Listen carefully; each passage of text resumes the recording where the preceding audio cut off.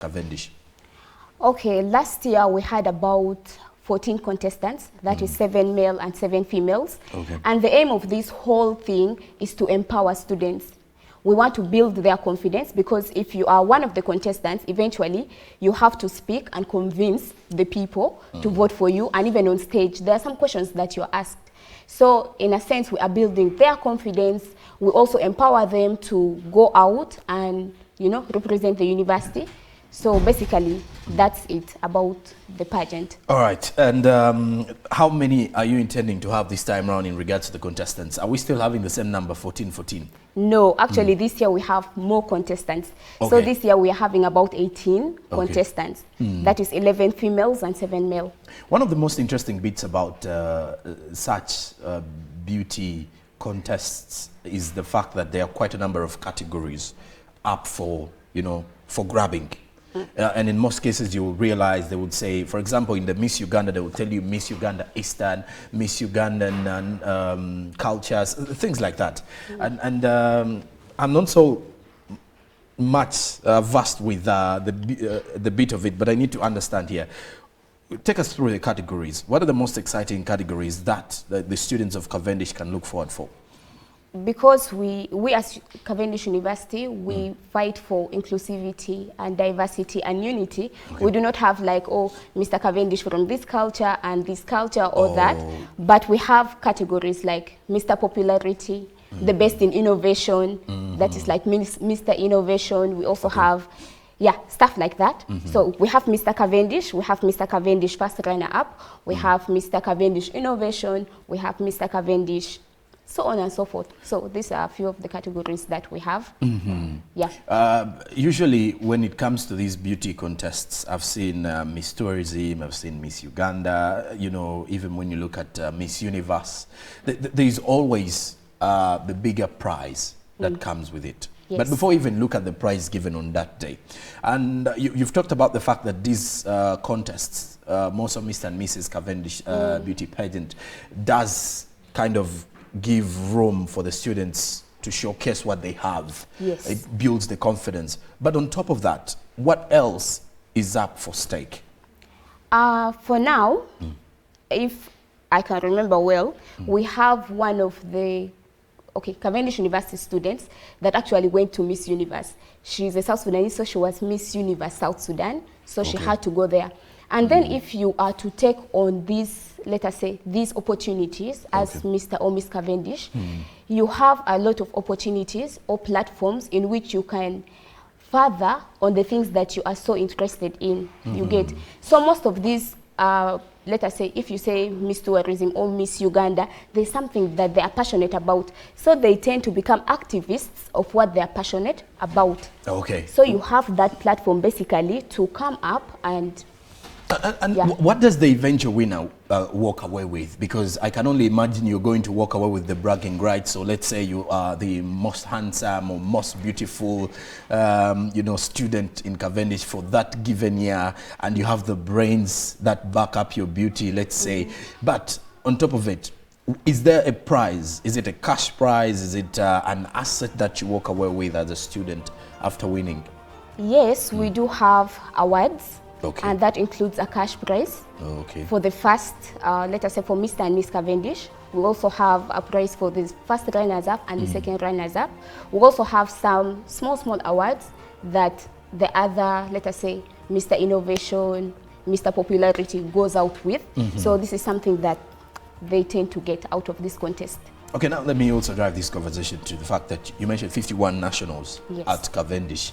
And I'm only excited in such a context that you will realize everyone is at the university now is warming up for the big day. What normally happens before the day and during the day? Take us, just give us a look into what normally happens at Cavendish during such a time. Okay, so on that day, like let us say on the 29th, in the morning, most of the students tend to, be preparing themselves. But while the contestants and their teams will be working on their attires, because you will have to have your cultural attire, you will have to have a lot of stuff and also prepare yourself for the question. Because at Cavendish University, we do not only look at the physique or how you look like. There are a lot of questions that come out to test your intellect. So they tend to be thinking like, oh, what questions do you think we shall be asked today? And their teams are like, this attire, should we do this, should we do that? It is mostly like a very busy day at Cavendish University that day. Like, it's a beautiful day, and most of the students really organizing team are also like, the event, or the place, is it organized, is it like this? People be passionate about it, and the day is so busy. I wouldn't wish to ask you something about the judges. I think it would be better if we get joined by the gentleman who's part of the organizing committee to tell us what criteria the judges use to, to take us through or to announce the winner.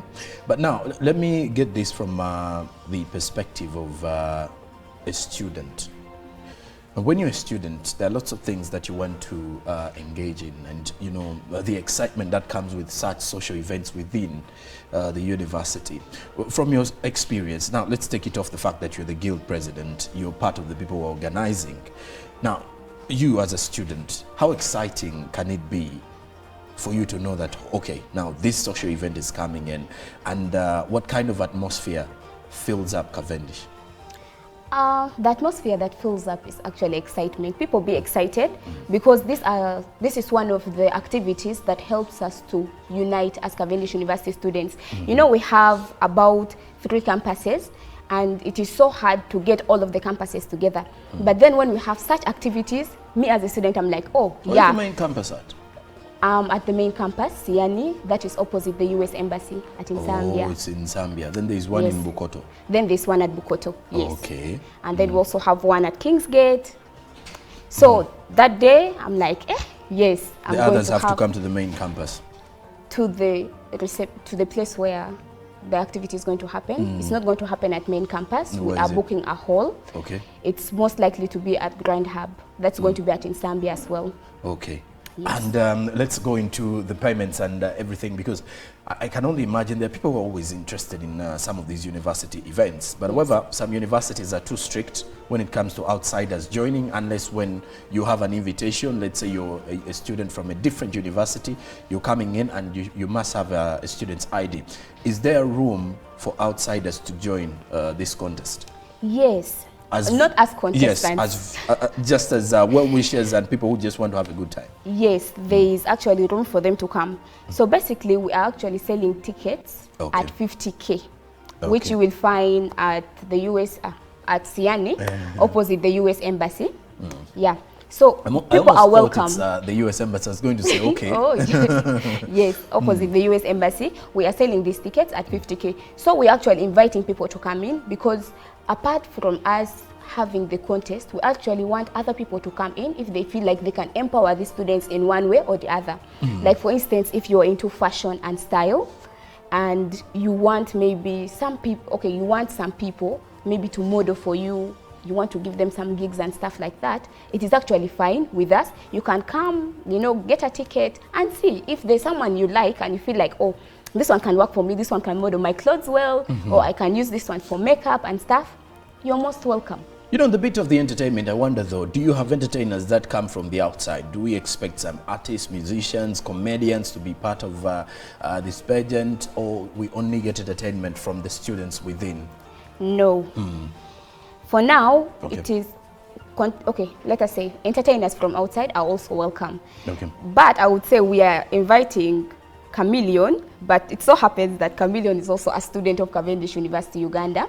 We also have some international entertainers that will be coming in for that day, and students are most welcome. And it's also open for entertainers outside if they feel like they would love to come and entertain on that day. They're also so welcome. Okay, and well, you can easily see for the other students out there who are watching us and you want to be part of Mr. and Miss Cavendish, it will be today next week, or what I could say Friday next week on the 29th of November, when Cavendish will be crowning a new Mr. Cavendish and new Miss Cavendish. 50,000 Ugandan shillings is the amount of money you need to be buying. You can buy that at the main campus that is close to Zambia. That is close to the American Embassy in Zambia, and be part of this exciting experience this exciting social event. And well, of course, if at all you haven't got the chance to also experience it from a different university, it gives you a chance. But looking into some other universities that you've worked with over the past few editions, when you look at, for example, last edition, which are there some students from a specific university that were really excited to be part of the audience? Yes, we have universities that are close to our university, are close to the main campus, like for example KIU, International University of East Africa, University of St. Peter's. We partner with these people so much, so they will be there on that day as well, and every time they have an activity, they invite us, and it so happens also if we have any activity, we invite them as well. Okay. So we are waiting for them. From the Guild's office, I wonder though, is this the first pageant that you're having as a Guild president, or this is the second before you leave power? Oh, this is the first one. I just saw in actually on Monday. Okay. Yes. Meaning the other time you were just a student who was also wishing to be a Guild leader, so you have to make sure that it's a remarkable event. Surely. Okay, so what kind of promise can you give to the students there ahead of this one? Because it's starting in the right time as your term just started, so you have the opportunity to hit the jackpot by proving the students correct and those who are criticizing you wrong in regards to the preparations. So basically what I would say to the students is that I am here to fight for you. I'm going to make sure that whatever you had, the experiences you had, if you would rate it to 80% last year, this year I promise to give you a 95.5. It's going to be amazing this year. Okay, and let's get back to our conversation of, you know, the Mr. and Mrs. Cavendish. Just last week when we did have the reigning Miss Cavendish, the first runners-up for Mr. and then the first runners-up for Mrs. I got to realize that these were, many of them were still either in year one or they were in year two, meaning they were crowned. Some of them were crowned in year one. That is an interesting bit of things, because the fact that you give the opportunity to someone who is just a freshman or a freshwoman in university to pick up, it's quite an exciting thing. I don't know about the intakes that you do have, but amongst the contestants, have you got a glimpse into those who are part of it? Are they mostly fresh students, the fresh entrants, or majority of them have been within the university settings for maybe 2 years or 3? Having a look at most of the contestants, let us say the male, most of them are like in second year, but the females, I feel like most of them are in their first year, which is actually a beautiful thing, because politics at Cavendish University, mostly they need you to have been at the university maybe for 1 year or 2 semesters in order for you to involve in the politics. But this is something that will help even those who are new, you know, get on board in leadership. So most of the ladies, they're in first year. Okay. Yeah. Most of the ladies are in first year. Well, young ladies love these opportunities, I should say. They love striking such opportunities and taking charge. But also, I need to fully know, though, as we're heading into these beauty pageants, and we're also heading into the grand finale of Mr. and Mrs. Cavendish, have you ever partnered, has the university in any way partnered with, let's say, other organizers of beauty pageants within the country to ensure that at least the students after, because you've mentioned one of your students went in and represented South Sudan in Miss Universe, meaning that is a bigger platform really, and them starting from school gives them a foundation. So I wonder, do you have any other partners away from the university, for example, within the beauty and fashion world, that have always come in and you know, partnered with the university or helped these students who are yearning for such opportunities elsewhere? Yes, as the organizing committee, we have been in communication or in contact with Crystal Models. Okay. Yeah, so it's a company that helps models in Uganda. So they are the ones who are actually going to be in charge of training the contestants. Yes. So they will be in charge of training. Yes. And okay, on the bit of who is supposed to be helping these people to dress, because it's very important. You need to have a wardrobe on check if you want to compete favorably. Now, one may wonder who is going to be responsible for making sure that these people come in well dressed and ready to go and compete? So basically, we leave that to the contestants and their team. Every contestant can decide maybe to look for someone who is ready to do that for them, or they do it themselves. Yeah, we are not allowed to involve in it because it's a competition. Whatever attire you're going to put on, like for example, they say cultural wear, and then you come out looking a certain way, and we are involved in it. And if you lose, you'll be like, oh, it was the organizing committee that gave me the people who did this to me. So we actually leave it to them to choose whoever should dress them up. And of course, I would also want to ask again, when you look into the end of the event, after everything is done, I want to believe the school administration is well aware of what is happening in regards to the competition and the, you know, whatever you people are preparing. But I wonder, after the event is done, what happens? What next for the contestants? Because for you as a guild, after you're done with the, you know, the elections and you crown the winner or you are announced the guild president, the next thing is just doing job. You're supposed to be making sure that at least everything you promised is executed. Now for the Mr. and Mrs., what happens next as the reign? Are we just going to be seeing them wearing their crowns, or there's something next to that? I think this is something I talked about earlier.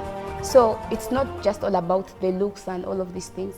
So after the contest is done, there is a lot that is expected of these people. So for example, there are some initiatives that they could come up with to help the community. So charity work and stuff like that, it is something that the Mr. and Miss Cavendish are supposed to do. There are some activities, some trips for fun that happen at school. They're supposed to organize that. And they also help the cabinet as well. Okay. So there's a lot that is expected of them after the contest. All right. Well, we were expecting some few colleagues to join her on set this morning, but it's quite unfortunate that we've not been able to have them here. But at least from the students' body, we have the guild president, who of course does serve as the students' representative in any university. So not only representing the guild, but also representing the students in any capacity. That is for a tenure of 1 year. She just sworn in on Monday, like she said here this morning. What would be your parting shots and what would be your words of encouragement to the students of Cavendish University? I would just love all the Cavendish University students to make sure that they are there on that day, because these opportunities help us to unite and they empower us as well. So Cavendish University students, please make sure you get time to attend that function on that day. Get empowered, get inspired, learn, because whatever opportunity we get to learn, let us use it to learn. Okay. So basically that's what I would tell them. All right, and by the look of things, we shall be putting our conversation here. And your no parting shot to the viewer this morning? To the viewers, please, you're all most welcome to the Mr. and Miss Cavendish that will be happening on the 29th. We shall be having tickets at Siani, that is opposite the US Embassy in Zambia. So please come and get your tickets at only and only 50,000 Uganda shillings. Well, there you have it, Pamela Franco Carlo, the new guild president for Cavendish University, the newly elected and newly sworn in guild president. Next week, 29th of November, Cavendish will be crowning its new Mr. and Mrs. Cavendish at their beauty pageant or at their beauty contest. And we shall be giving you details of that next week on Friday, because that is when we have the bit of the entertainment here on the show. More conversations coming along. After the break, we shall be having a guest from Sharing Center, that is Zambia Sharing Center. But of course, we do have quite a number of other things to give to you this morning. So stick around. This is Good Morning Uganda, Friday edition.